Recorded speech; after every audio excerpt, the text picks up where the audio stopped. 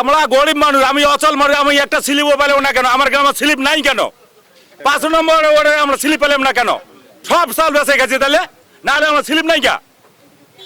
আত্মসাৎ করছে, আমার একটা স্লিপ দেয় নাই, এই পর্যন্ত স্লিপ পেলাম না, বুঝলেন? তাহলে গরিব মানুষের ভালো আছে নাকি? হ্যাঁ, সবগুলো আমরা আত্মসাৎ করি আর নাম ভালো আমরা স্লিপ দিয়ে দিছি।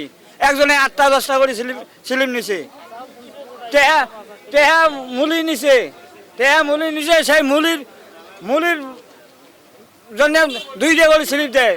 টেহা দিবে না ভাই, লাভ দিবে না ভাই, সেই টেহার জন্য 2টা করে স্লিপ দেয় মানুষ। এলা বিএমপির লোক সব খালে যায়, ইবলায় যায় স্লিপ চায়, ইবলায় যায় পায় না কেন?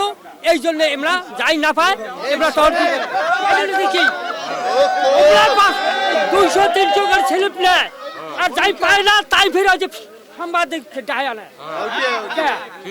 আর আমরা গাড়ি চলাই, এই চেয়ারম্যানের নাম বলে একটা স্লিপ কেয়া, একটা কোনো এই নাম বলে কোনো আমার আইডি কার্ডের ফটোকপিও নাই কাউন্সিলত। কাঠ ও পিভিসি ম্যাটেরিয়ালের সংমিশ্রণে তৈরি আধুনিক আরএফএল উডি ডোর, কাঠের চেয়েও কঠোর। বুঝছেন, উইয়ার করে গেলে কয় কি জানেন, কয়ালে ভাই তাহলে এলা আমরা স্লিপ পাই করাই, স্লিপ শোক বেসে খেলে স্লিপ দেয় করি থাকি। আর উইয়ালে দালাল আছে, দালাল যদি কোনো কবার দেন ওই দালালগুলি আও করে, ওই চেয়ারম্যানের দালালে আও করে, মানে চেয়ারম্যানও কিছু কবার গেলে দালালে আরো আও করে। আমরা গরিব মানুষ মাল পাই না, আজ 2-3 দিন থেকে চেয়ারম্যানের কাছে যাই মাল চাই, স্লিপ চাই, মাল দেয় না। আর আজকে সকালে আসিয়েই দেখতেছি ভ্যান গাড়ি দিয়ে মাল যাইতেছে। আমরা 2-4 জন ডাকাডাকি করে যা বলতেছি যে মাল যাইতেছে ঠেলা গাড়ি দিয়ে, ভ্যান গাড়ি দিয়ে, আমরা মাল পাই না কেন? আর কাউন্সিল থেকে মাল বেরিয়ে যাইতেছে, আমরা যেই পাবলিকের ওখানে গেছি ভ্যান গাড়ি এলো মাল ফেলে দিয়ে দৌড়ে চলে গেছে। সরকারি বিতরণ করা মাল, সকালে আসছি, আসার পরে দেখি মাল তুলতেছে ওরা। আমি এই দিক থেকে ঘুরে গেছি, আমার চাচার কাছে দেখা বলতেছে মাল অনেকগুলো গেছে লোক পাহারা করে দিয়ে। এখন পরে 2 গাড়ি মাল গেছে, আমার কিন্তু চোখ দিয়ে গেছে, আমি কিছু বলি নাই। তারপরে এখানে আসার পর দিয়ে মাল আটকাইছি, ওখান থেকে মাল আটকার পর ভ্যান গাড়ি আবার ভয়তে মাল ফেলে দিয়ে চলে গেছে। আর মালগুলো তখন দিয়ে আমি পাহারা দিছি, পরে গাড়ি এসলো, গাড়ি থেকে প্রশাসনের কাছে মাল দেওয়া হইলো। আমরা চাউল বিতরণ করতেছি, বিজিএফ এর চাউল বিতরণ করতেছি। বিতরণ চলছে আমাদের প্রায় 1-2 ঘন্টা বিতরণ হলো।